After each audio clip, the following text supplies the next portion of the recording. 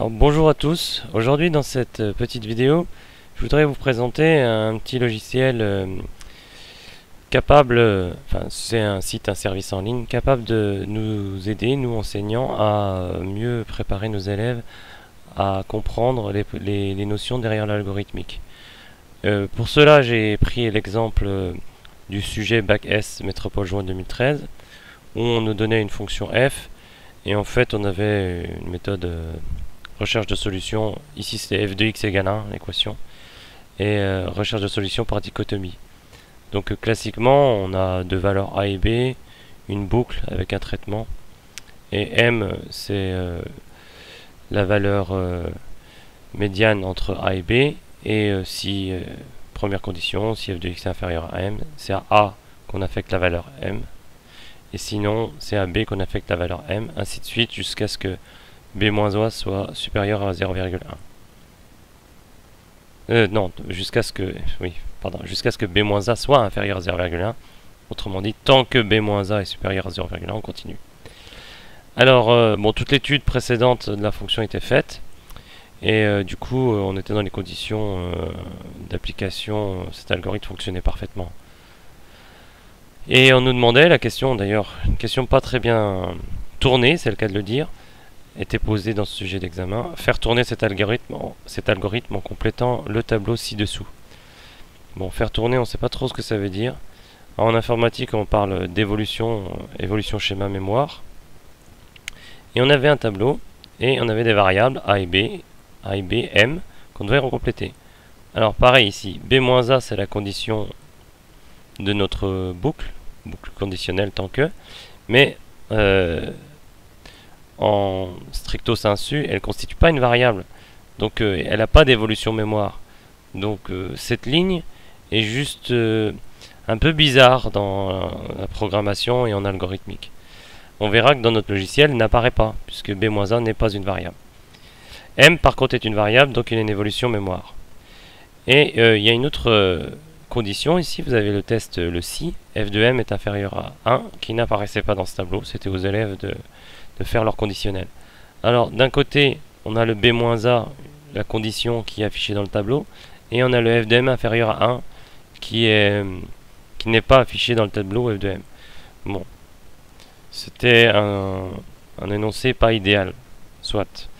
Alors donc l'application que je vous propose, le service en ligne, c'est Python Tuteur, et ça vous permet en fait de faire tourner vos scripts Python en ligne.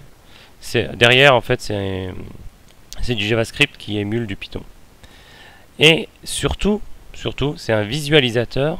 Donc ici, nous allons voir apparaître les objets, les différents objets chargés en mémoire et leurs valeurs qui évoluent au fil de l'exécution. Ici, vous avez une timeline. Donc soit on choisit de l'exécuter d'un trait et on a les résultats directement, soit on le fait étape par étape. Et c'est le mode étape par étape et l'illustration graphique qui va apparaître ici qui me semble intéressant d'utiliser avec les élèves.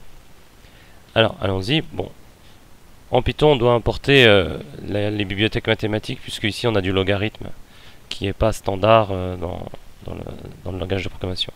On définit la fonction f de x par 2 sur x plus 2 fois log de x sur x.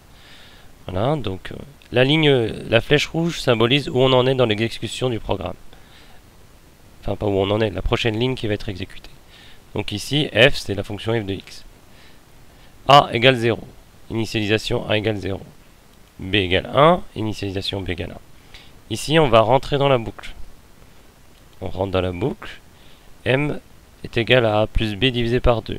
Il va être exécuté, m vaut 0,5. Ici, si f de m est inférieur à 1, donc il faut qu'on évalue f de m. F de m est évalué avec x vaut 0,5. Voilà, on calcule, et on a un retour.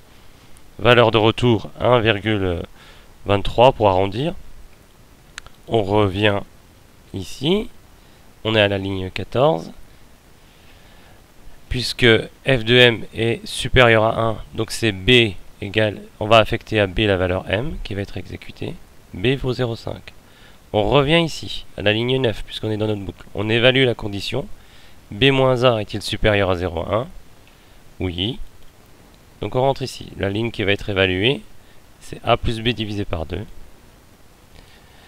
A plus B divisé par 2 pour affecter à la valeur à M. On obtient 0,25. M devient égal à 0,25.